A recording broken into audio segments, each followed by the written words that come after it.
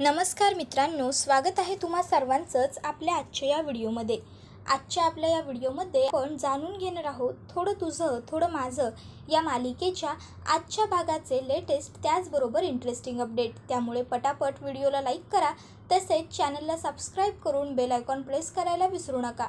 मित्रांनो, आजच्या भागामध्ये आपण पाहणार आहोत की संपूर्ण प्रभू कुटुंबीय हे फायनली प्रवासाला निघालेले आहेत कुलदेवीला जाण्यासाठी। त्याचबरोबर आता इकडे तेजसने मानसीसाठी तेजस वेड्स मानसी असं बनवून घेतलेलं असतं हार्टमध्ये लग्नात लावण्यासाठी। तर गीतासुद्धा आता गावी जाण्यासाठी आलेली असते। गीता म्हणजे सूरजची बायको आणि आता गीता आणि सूरज हे दोघंसुद्धा खूप खुश असतात आणि गीता आयुष्यभर तुझ्यासोबतच राहायचं आहे असं सुद्धा सूरजला सांगत असते। त्यानंतर आता इकडे गायत्रीने जो काही प्लॅन केलेला आहे तो सुद्धा त्यांनी एक्झिक्यूट करायला सुरुवात केलेला आहे। तर अशा पद्धतीने आजचा हा भाग खूपच इंटरेस्टिंग असणार आहे, त्यामुळे एपिसोड पूर्ण नक्की पहा। त्यासाठी व्हिडिओला लाईक करा, तसेच चॅनलला सबस्क्राईब करून बेल आयकॉन आठवणीने प्रेस करत चला, जेणेकरून पुढच्या प्रत्येक एपिसोडचं नोटिफिकेशन हे तुम्हाला पटापट मिळत जाईल आणि सर्व व्हिडिओंचा आनंद तुम्हाला असाच उत्तम पद्धतीने घेता येईल। आता अजिबात वेळ वाया न घालवता सुरुवात करूया आपल्या एपिसोडला, म्हणजेच थोडं तुझं थोडं माझं मालिकेच्या आजच्या भागाला। तर आज आपण असं पाहतो की इकडे आता संपूर्ण प्रभू कुटुंबीय हे देवाला नतमस्तक होत असतात। तर आई ही देवाला प्रार्थना करत असते की देवा बाप्पा, आम्ही प्रभू कुटुंबीय जेव्हा जेव्हा गावाला जायचं ठरवतो तेव्हा तेव्हा काही ना काहीतरी विघ्न येतं आणि आमचं गावी जाण्याचं राहून जातं। पण आज आम्ही आमच्या कुलदेवीला जायला निघालो आहे आमच्या गावी, तर आम्हाला कोणतंही विघ्न येऊ देऊ नकोस। आम्ही ज्या कार्यासाठी गावाला जातो आहे ती म्हणजे आमच्या मुलांची दोन्ही लग्न ती अगदी व्यवस्थित निर्विघ्नपणे पार पडू देत। त्यानंतर आता आई ही देवाला हात जोडून नमस्कार करत असते। तर दुसरीकडे माया ही हात चेपत बसलेली असते। चिठ्ठ्या लिहिल्यामुळे तिचा हात दुखत असतो। इतक्यात त्या ठिकाणी गायत्री येते। गायत्री मायाला विचारते, काय गं, काय झालं? त्यावर माया म्हणत असते, अगं माझा हात दुखतोय दीदी। त्यावर लगेच गायत्री म्हणते, माया उगाच ओव्हर रिॲक्ट करू नकोस, तू काही ग्रंथ नाही लिहिलेला, फक्त 4 चिठ्ठ्या लिहिल्यास। त्यावर माया म्हणते, अगं 4 चिठ्ठ्या लिहिल्या असल्या तरीसुद्धा हात दुखतोस ना दीदी। त्याबरोबर लगेचच गायत्री म्हणत असते, बरं ते सगळं सोड, मला सांग मी दुसरं जे काम सांगितलं होतं ते व्यवस्थित केलं आहे का? त्याबरोबर माया लगेचच सांगायला लागते, हो गं दीदी, तू काही काळजीच करू नकोस, त्या चिठ्ठ्या आणि त्या दागिन्यांना सुद्धा व्यवस्थित त्यांच्या जागेवर पोच केलेला आहे, तू जसं जे सांगितलेलं सगळं अगदी तसंच्या तसं केलेलं आहे। त्याबरोबर लगेचच आता हे ऐकून गायत्रीला आनंद होतो आणि ती म्हणायला लागते की व्हेरी गुड, आता फक्त मी ठरवलं आहे तसंच सगळं झालं पाहिजे, वंडरफुल। त्याबरोबर आता इकडे मायालासुद्धा या गोष्टीचा आनंद होत असतो। तर आता इकडे लगेचच गायत्री म्हणत असते की ते दागिने बघून आणि ते चिठ्ठ्या बघून संपूर्ण प्रभू कुटुंबियांना तर आनंद होईल, पण मानसीला मात्र तेजसचं सत्य कळेल आणि मग तिला आनंद होणार नाही, तिच्या चेहऱ्यावरचा रंगच उडेल। तर दुसरीकडे आता आई ही सगळ्यांनाच अंगारा लावत असते। ही गोष्ट बाबा बघतात आणि बाबा हे आईला विचारत असतात की तू हे काय करतेस, कशासाठी हे सगळं? त्याबरोबर आई मानसी आणि तेजसला अंगारा लावत बाबांना म्हणत असते, हे बघा, कोणतंही संकट येऊ नये, सगळं निर्विघ्न पार पडावं म्हणून ही माझी फक्त एक श्रद्धा आहे आणि म्हणून मी सगळ्यांना अंगारा लावते। त्यानंतर आता सगळ्यांना अंगारा लावून झाल्यावर लगेचच सूरजदादा म्हणत असतो, बरं तात्या, मी दिनेश दादाच्या मदतीने जरा वरती बॅगा वगैरे टपावर बांधून घेतो आणि मग तो तिकडनं गेलेला असतो। तर आता आईसुद्धा तिची पुढची कामं आवरण्यासाठी सगळं आटोप करण्यासाठी तिकडनं निघून गेलेली असते। त्याबरोबर लगेचच पुन्हा एकदा तात्या हे देवासमोर बसलेले असतात आणि आता ते प्रार्थना करत असतात। ते मग मानसीचं मंगळसूत्र वगैरे सोबत घेत असतात। तर आता इकडे तेजस आणि मानसी दोघंच उभे असतात। मानसी ही लगेच तेजसला म्हणायला लागते, काय मग आता तरी माझ्या प्रश्नाचं उत्तर द्यायचा मुहूर्त आहे की नाही राष्ट्रहित? त्याबरोबर लगेच आता तेजस हा तिला म्हणायला लागतो, का आहे ना लकी चॅम्प, आता मला ड्रायव्हरने थोड्या वेळापूर्वी सांगितलं की आपल्याला फास्टमध्ये लवकर निघायला हवं सकाळ सकाळ, तर गाडीचा मुहूर्त जास्त जवळ आहे म्हणून आपण पटकन आवरूया आणि निघूया, जा तुम्ही तुमची बॅग घेऊन या, नाहीतर इथेच सोडून जाईल ना तुम्हाला। त्यावर मानसी म्हणते, हो का, मला सोडून जाल आणि मग लग्न कोणाशी कराल? त्याबरोबर लगेच तेजस म्हणत असतो, बघेन एखादी कोणीतरी गावची सरळ साधी माझ्या आज्ञेत राहणारी मुलगी वगैरे. त्यावर मानसी म्हणते आणखी आज्ञेत राहणारी हवी आहे. त्यावर तेजस म्हणतो जा ना तुम्ही, पटकन बॅगा घेऊन या ना, निघूया आपण. त्याबरोबर लगेचच आता मानसी म्हणत असते कसा नवरा आहे माझा, बॅगासुद्धा मलाच आणायला लावतो. आणि मग लगेचच मानसी रागात तिकडनं पुढे जाते. त्याबरोबर तेजस मागून म्हणत असतो ओ लकी जॅम, तसं नाही, थांबा, हवं तर मी येतो. इतक्यात तात्या मागून तेजसला हाक मारतात आणि मग मात्र तेजसचं मानसीकडे जायचं राहूनच जातं. तर तात्या हे तेजसच्या हातामध्ये सत्य आणि कौशल्य धैर्य याचं मडकं देतात. आणि मग ते तेजसला सांगत असतात की मानसीचं धैर्य काय आहे ते आपल्या सगळ्यांना माहीतच आहे, पण हे सत्याचं मडकं तुला मिळवावं लागेल तुमच्या नात्यासाठी तेजस. तर आता दुसरीकडे आई ही सुद्धा सामानाचीच आवरावर करायला आलेली असते आणि मग तिला आता बॅगेवरती एक पोटली आणि चिठ्ठी सापडते. आई ते पोटलीत उघडून बघते तर सोन्याची चेन असते आणि चिठ्ठीत लिहिलेलं असतं प्रिय मावशी, हे तुमच्यासाठी. ह्या घरात आल्यापासूनच तुम्ही माझ्यावर अगदी आईसारखी माया लावली आहे, म्हणून हे तुम्हाला माझ्याकडून गिफ्ट आहे. हे कुठून आणलं, कसं आणलं, हे सगळं प्लीज तुम्ही विचारू नका. हे तुम्ही घ्या आणि माझी ही हौस पूर्ण करा की लग्नात तुमच्या गळ्यामध्ये हा दागिना मला पाहायला मिळेल. आता मात्र आईच्या चेहऱ्यावर हसू आलेलं असतं, ती खुश होते. तर दुसरीकडे शोभा ही आत्ता गायत्रीला विचारत असते की आपल्याला जर लग्नाला जायचंच आहे तर आपण मागून का जातोय, त्यांच्याबरोबर का नाही. त्याबरोबर लगेचच गायत्री ही तिला सांगत आहे कारण आपण संकट घेऊन जातोय आणि संकट हे मागूनच यायला हवं. मागून जर संकट आलं तर काय होतं. त्यावर मामी ही तिला सांगत असते की जर संकट मागून आलं तर व्यक्ती बेसावध असते आणि व्यक्ती बेसावध असणं आपल्या फायद्याचं असतं. गायत्री ही तिला म्हणत असते मला सांगा, मी तुम्हाला जे काम सांगितलं होतं ते तुम्ही केलंत का.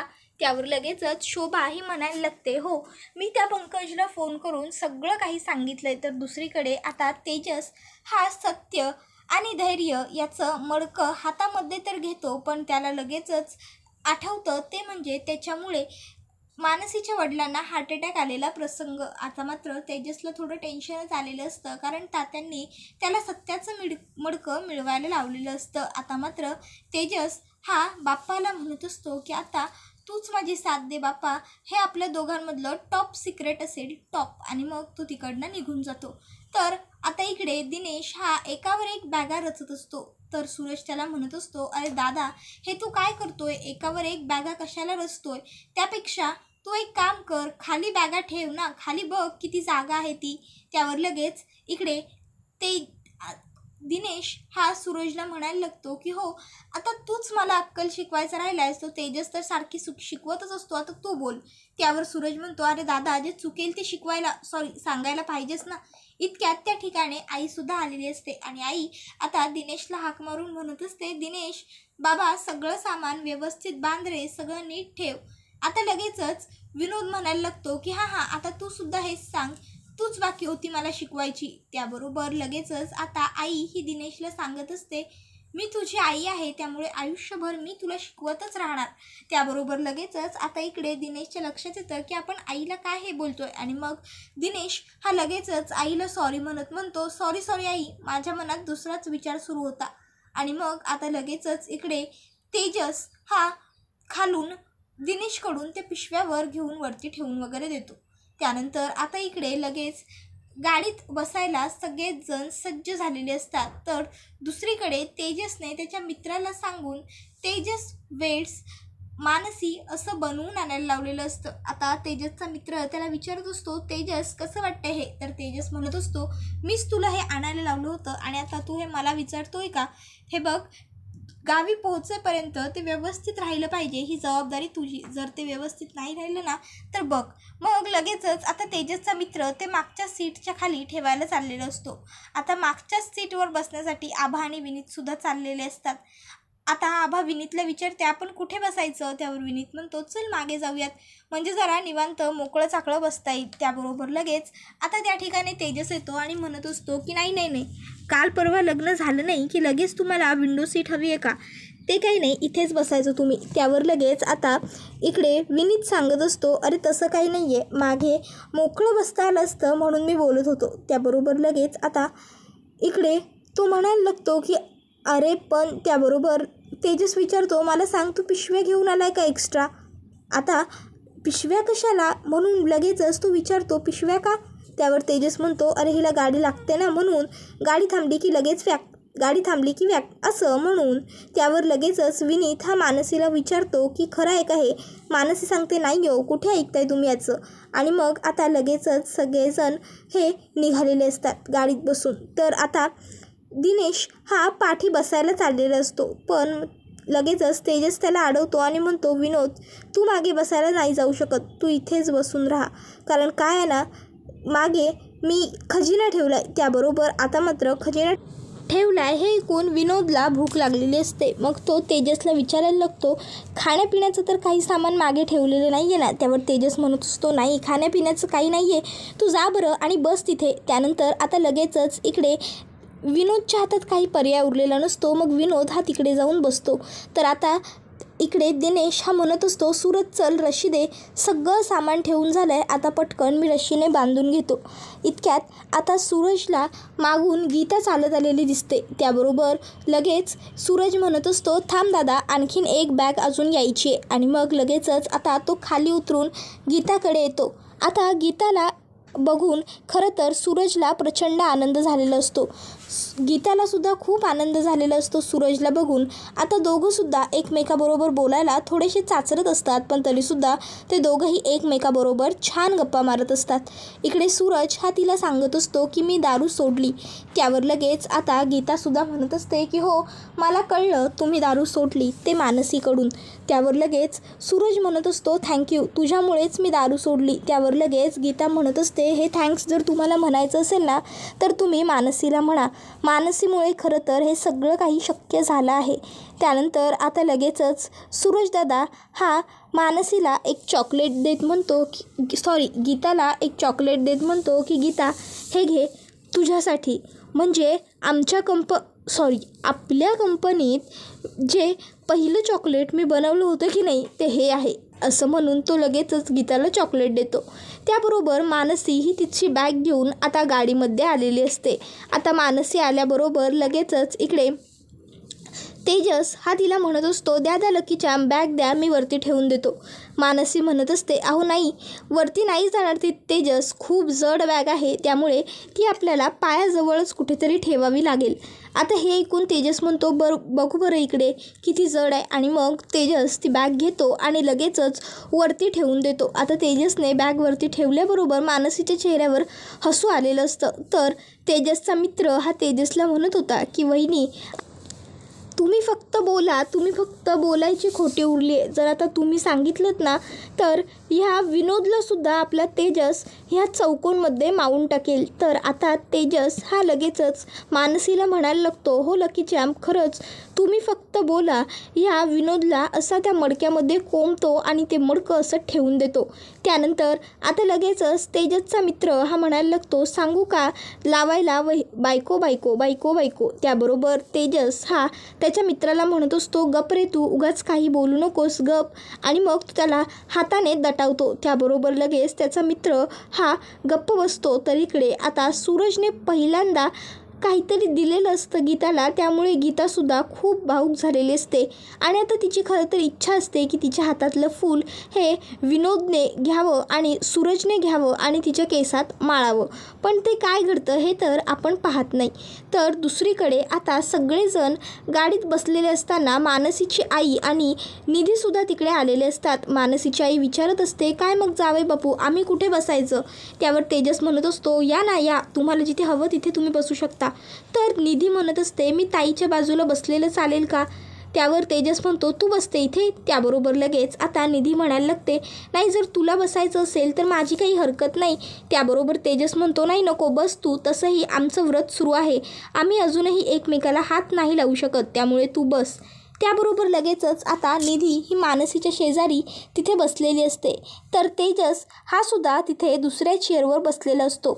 आता लगेचच आभा ही निधीला विचारत असते, निधी आता कसं वाटतंय तुला? त्यावर निधी म्हणत असते, अजून जखमा भरलेल्या नाही आहेत.